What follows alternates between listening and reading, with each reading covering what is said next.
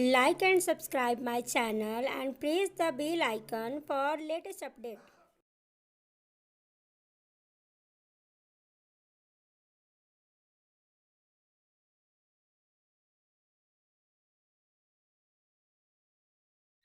Hello दोस्तों, ये है आपके पाठ गरीबी का दूसरा भाग।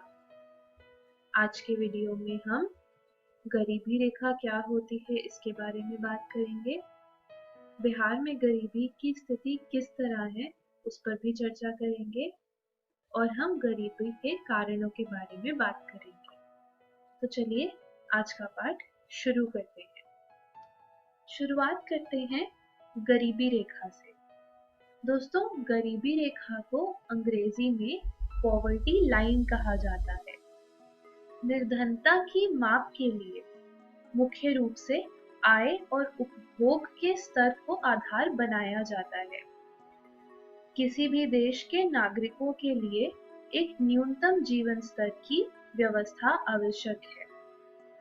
जिन व्यक्तियों की आय और उपभोग का स्तर एक निर्धारित जीवन स्तर के नीचे है, उन्हें निर्धन की संज्ञा दी जाती है और जो इस रेखा के ऊपर होते हैं उन्हें निर्धन नहीं माना जाता। इस तरह आपकी निर्धनता रेखा या गरीबी रेखा बनती है। दोस्तों, यह एक काल्पनिक रेखा होती है जो कि निर्धनता की पहचान के लिए और किसी भी देश की सामाजिक दशा और आर्थिक विकास के स्तर को मापने के लिए इस्तेमाल की जाती है। यह रेखा विभिन्न देशों के लिए विभिन्न होती है, अलग अलग होती है। दोस्तों, इसका कारण यह है कि निर्धनता हर देश के लिए अलग स्तर पर होती है। हर देश में निर्धनता का स्तर अलग होता है। उदाहरण के लिए, एक व्यक्ति जिसके पास मोटर कार नहीं है उसे अमेरिका में निर्धन माना जाएगा, लेकिन भारत में मोटर कार आज भी एक विलासिता की वस्तु है। भारत में निर्धनता रेखा को निर्धारित करने के लिए भोजन, वस्त्र, जलावन, शिक्षा सामग्री, रोशनी, दवा जैसी वस्तुओं की एक न्यूनतम मात्रा निश्चित कर दी जाती है, जो हमारे जीवन के लिए अति आवश्यक है। इनके मूल्य के योग से निर्धनता और गरीबी रेखा का निर्धारण किया जाता है। दोस्तों, वर्तमान विधि के अनुसार निर्धनता रेखा के निर्धारण और भोजन की आवश्यकता को जानने के लिए न्यूनतम आवश्यक कैलोरी का अनुमान लगाया जाता है। इसका अर्थ ये है कि किसी भी व्यक्ति को प्रतिदिन एक निश्चित मात्रा में कैलोरीज लेनी होती है।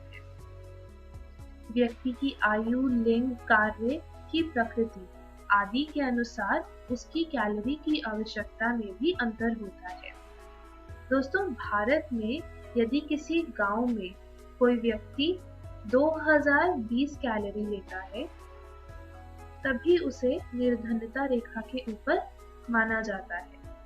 और वहीं दूसरी ओर शहर में अगर कोई व्यक्ति 1946 कैलोरी लेता है, तभी उसे निर्धनता रेखा के ऊपर माना जाता है। शहरों की अपेक्षा ग्रामीण क्षेत्रों में रहने वाले व्यक्तियों को शारीरिक श्रम अधिक करना पड़ता है, इसलिए उनकी कैलोरी की आवश्यकता भी अधिक होती है। गरीबी रेखा का दूसरा निर्धारक है किसी भी व्यक्ति या उसके पूरे परिवार की मासिक आय।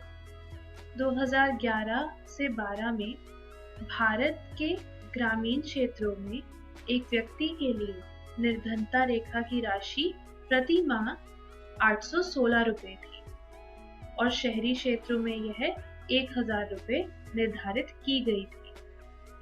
दोस्तों, शहरी क्षेत्र में रहने वाले व्यक्तियों को कम कैलोरी की आवश्यकता होती है, लेकिन उनके लिए अधिक राशि निर्धारित करने का कारण यह है कि गांव की अपेक्षा शहरी क्षेत्रों में आवश्यक उपभोक्ता पदार्थों का मूल्य अधिक होता है, इसलिए उन्हें ज्यादा पैसे की जरूरत होती है अपनी न्यूनतम इच्छाओं को पूरा करने के लिए।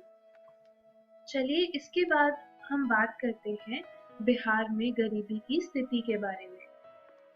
दोस्तों, आर्थिक दृष्टि से बिहार देश के सर्वाधिक पिछड़े राज्यों में से एक है और यहाँ गरीबी का आयाम और क्षेत्र दोनों ही बहुत व्यापक है।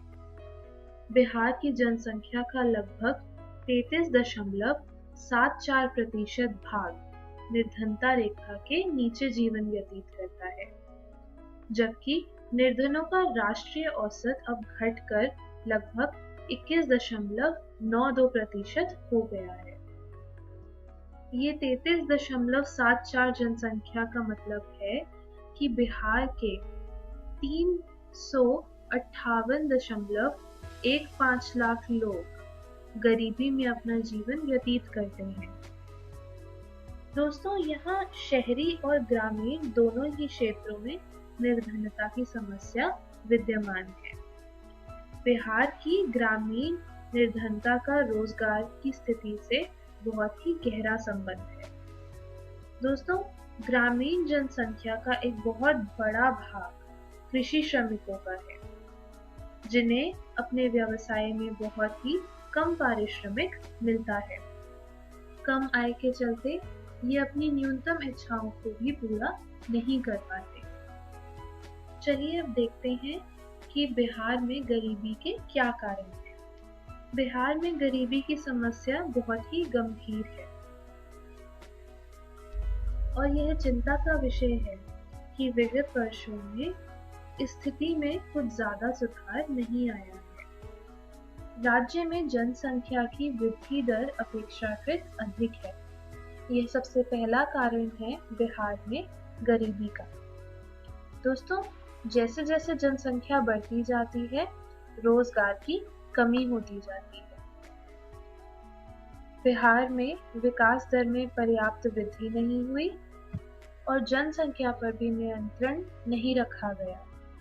इस तरह से दोनों दिशाओं से बिहार निर्धनता के दुष्चक्र से निकलने में असमर्थ रहा। दूसरा कारण यह है कि देश के प्रमुख राज्यों में बिहार का औद्योगिक क्षेत्र सबसे छोटा और अल्प विकसित है। यहाँ की अर्थव्यवस्था आज भी ग्राम प्रधान और कृषि प्रधान है और ग्रामीण जनसंख्या का एक बहुत बड़ा भाग भूमिहीन और सीमांत किसानों का है। इन किसानों की मजदूरी सरकार द्वारा निर्धारित मजदूरी के दरों से भी बहुत कम होती है और ये अपना जीवन निर्धनता की स्थिति में व्यतीत करते हैं। दोस्तों, जैसा कि आपको पिछले पार्ट से याद होगा कि बिहार में शिक्षा का स्तर भी बहुत पिछड़ा हुआ है। बिहार के ग्रामीण परिवारों में शिक्षा की बहुत कमी है, जिसकी वजह से इन्हें मुख्य रूप से कृषि और गैर कृषि श्रमिक के रूप में ही कार्य मिलते हैं और उनका पारिश्रमिक भी बहुत ही कम होता है। बिहार की सामाजिक और जातिगत विशेषताएं भी यहाँ की गरीबी के लिए उत्तरदायी हैं। उच्च वर्ग की अपेक्षा अनुसूचित जाति और जनजाति के लोगों में निर्धन होने की संभावना 3 गुना अधिक है। ये सभी थे कारण बिहार में गरीबी के। चलिए दोस्तों, आज के इस पाठ में बस इतना ही। मैं आशा करती हूँ कि आपको सब कुछ अच्छे से समझ आया होगा। एक बार नजर डालते हैं कि हमने इस वीडियो में क्या क्या सीखा।